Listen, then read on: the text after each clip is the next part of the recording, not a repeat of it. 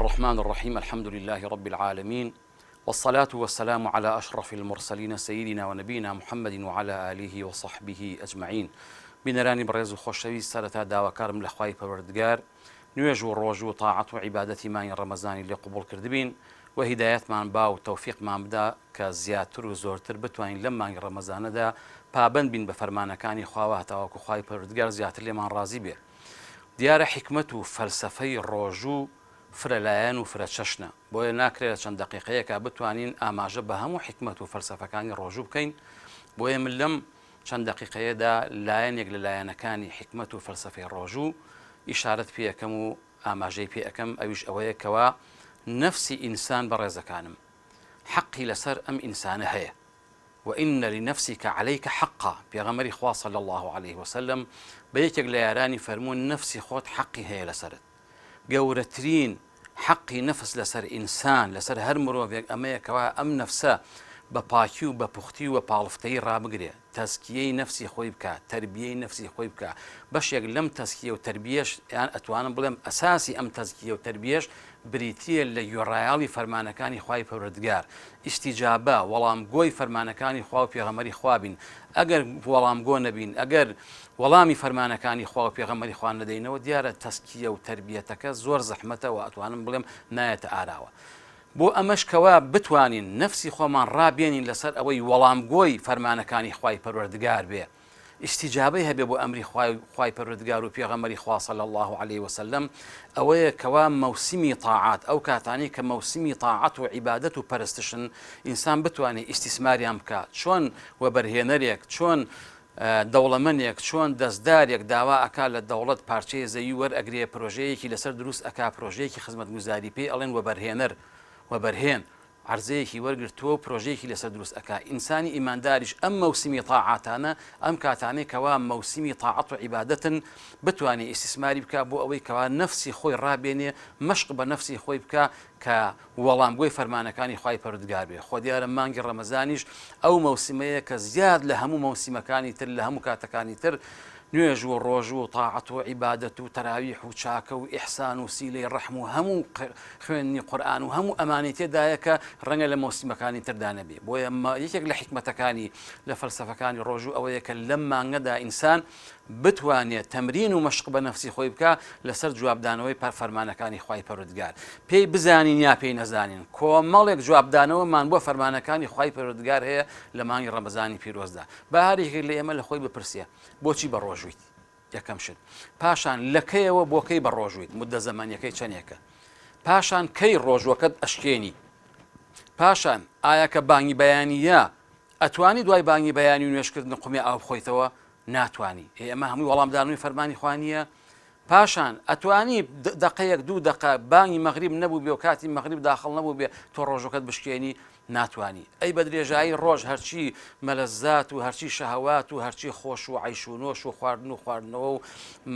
مەسائلی جنسی و شەهەوات هەمووی لە خۆی قەدەغە کردووە. ئەمە وەڵامدانەوەی فەرمانی خوایە، پێ بزانی یا نەزانی. پاشان لە مامەڵەت لەگەڵ خەڵکا کە پێغەمبەری خوا صلی الله عليه وسلم فەرمی ئەسیام جونەتون، ڕۆژوگرتن قەڵغانێکە. ئەگەر هەست کەسێک لە ئێوە لە مانگی ڕەمەزاندا بە ڕۆژوو بوو، إذا كان أحدكم صائما فلا يرفث ولا يجهل فإن امرؤ قاتله أو شاتمه فليقل إني صائم إني صائم. لما مەڵە و بەرخوردی لەگەڵ خەڵکیە،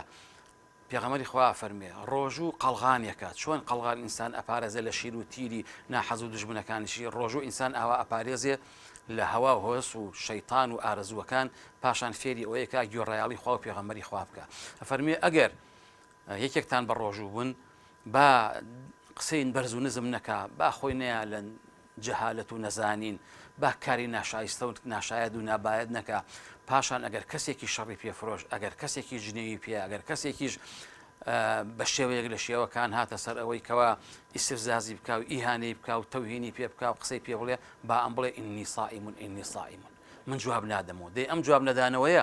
گوێڕایاڵی فەرمانی خوا نییە؟ تەماشاکەی هەموو ئەمانی کە باسمان کرد بە خۆمان بزانین یا نەزانین،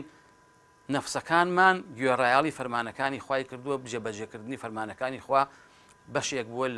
لە حیاتی ئەم نەفسە، لە بژیانی ئەم نەفسە کە عمرێکە خوای پەروەردگار بە ئەمانە دیاوێتی بە بەندەکانی خۆی. پاشان پرسیار بکە تۆ بۆچی لە شەوانی ڕەمەزانە ئەچی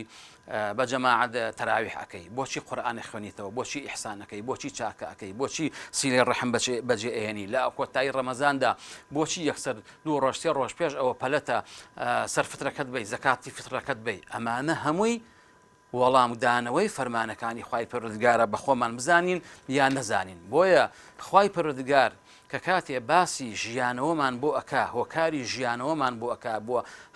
بۆ ئینسان و بۆ مرۆڤ، ژیانی ڕاستەقینە ئەوە نییە تۆ لە تەمەدن و حەزارەت و پێشکەوتن و بەرزکردنەوەی بینا و لە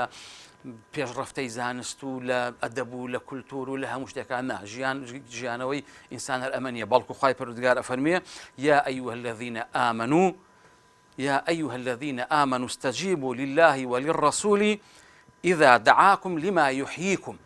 ئەی کەسانێک کە ئیمانتان هێناوە وەڵامگۆی فەرمانەکانی خوای پەروەردگار بوون و وەڵامگۆی فەرمانەکانی پێغەمبەری خوا بوون لە شتێکا کە بانگتانەکە بۆ ژیانەوەتان، مایە ژیانەوەتانە، کەواتە ئیستیجابەی ئەمری خوای پەروەردگار، وەڵامدانەوەی فەرمانی خوا و پێغەمبەری خوا مایەی ژیانی ڕاستەقینەیە، مایەی حیاتی ڕاستەقینەیە، نەک ئەو مەظاهرە و نەک ئەو دیمەنە ڕووکەشێک کە ئێمە لە دنیادا ئەیبینین. ئەوانە پێویستی ژیانن، ئەوانە مستەلزەماتی حیاتن، حیاتی ڕاستەقینە نین، حیاتی ڕاستەقینە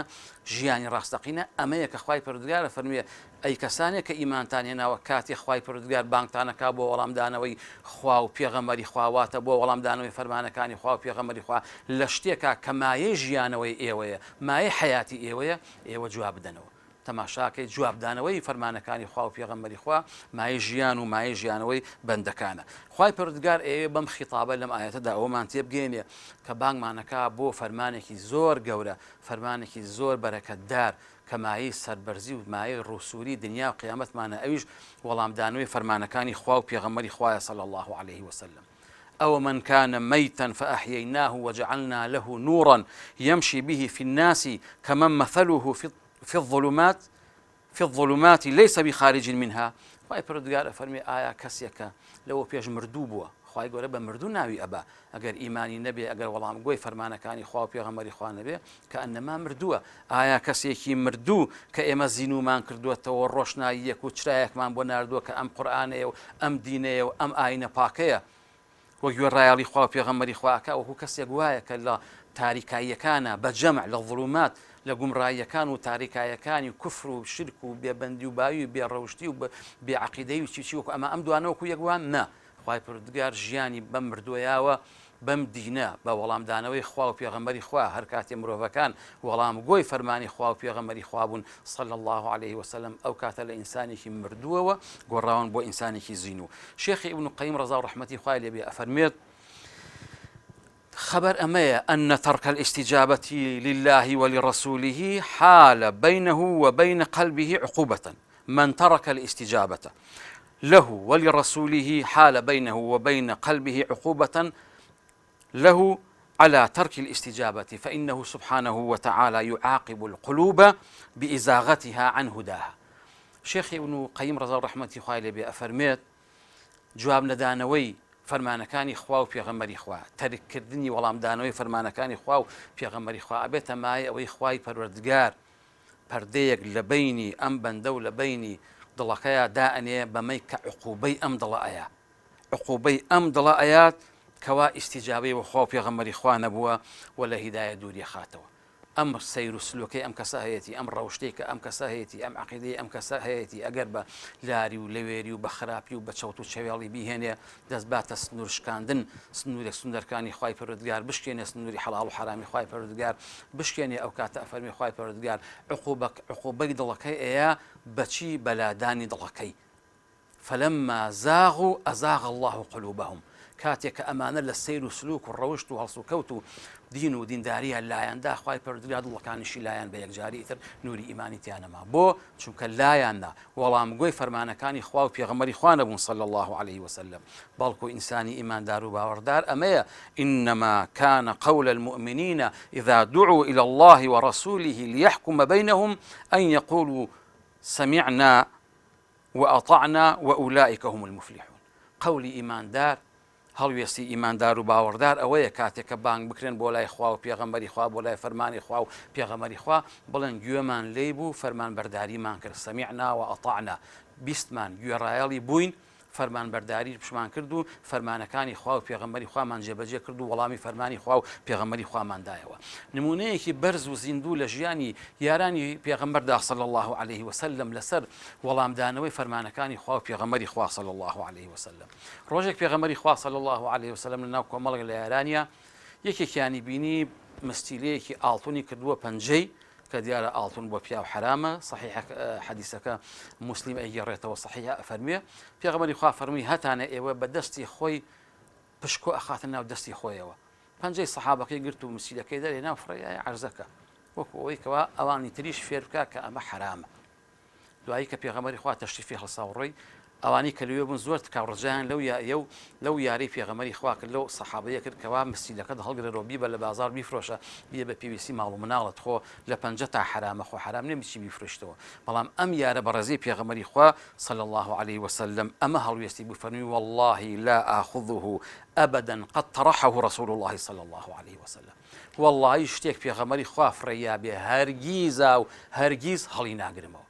ئەها وەڵامدانەوەی ئەمری خوا و پێغەمبەری خوا بێ ئاوا بێ کە هیچ حرەجێکی تیانەوە هیچ حرامێکی تیانەوە موسیلەکەی هەڵگرێتەوە بیبا لە بازار بیفرۆشێ و لە نەفەقەی ماڵ و مناڵیا سەرفی بکە بەڵام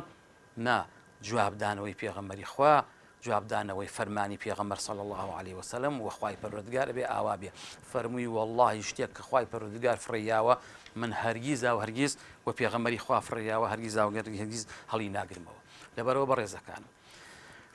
گیرابوونی دوعاکانمان وەرگرتنی دوعاکانمان خوای پەروەردگار پەیوەستی کردوەوە بە مەرجێک بە مەرجی ئیستیجابە و جوابدانەوە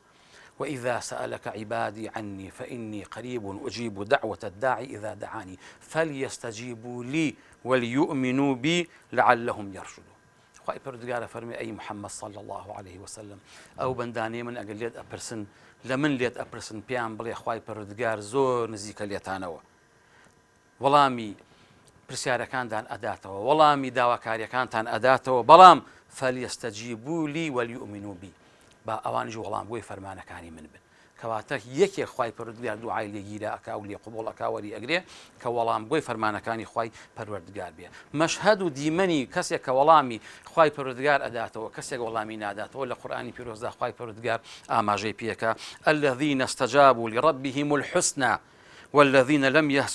لم يستجيبوا له لو أن لهم ما في الأرض جميعا ومثله معه لافتدوا به أولئك لهم سوء الحساب ومأواهم جهنم وبئس المهاد خوای پەروەردگار فەرمێ وێنەی ئەم دوو کەسە ئەوانەی کە فەرمانی خۆیان وەڵام داوەتەوە بۆ حوسنایان بۆ هەیە بەهەشتیان بۆ هەیە ڕەزامەندی خۆیان بۆ هەیە ناز و نیعمەتی خۆیان بۆ هەیە بەڵام ئەوانەی وەڵام گۆی فەرمانەکانی خوا و پێغەمبەری خوا نەبوون ئەفەرمێ بە پڕی زەوی ئاڵتون و زێڕ و دنیایان هەبێ بێن بە فیدیە و بێن لە بری ئەوەی کە نەجاتیان بێ خوای پەروەردگار لە ڕۆژی قیامەتە نەجاتیان نایە حسابێکی قرس و سەختیان لەگەڵا ئەکا و خراپترین شوێنیشان بۆ هەیە کە شوێنی جەهەنەمە داواکەم لە خوای پەروەردگار ئینشاءڵڵا وامان لێ بکە ئەم نەفسانەمان لە مانگی ڕەمەزانی پیرۆزدا وەڵام گۆی فەرمانەکانی خوا و پێغەمبەری خوا بێ هەتاوەکو بتوانین بەرەو تەسکیە و بەرەو پاکردنەوە بەرەو پاڵفتەکردنی نەفسەکانمان بڕۆین کە حەقێکە لەسەرمان ئەو نەفسانە زایع نەکەین هەتاوەکو لبردن خواي پروردگارا خجالت نبین وصلى الله وسلم على نبينا محمد وعلى آله وصحبه أجمعين.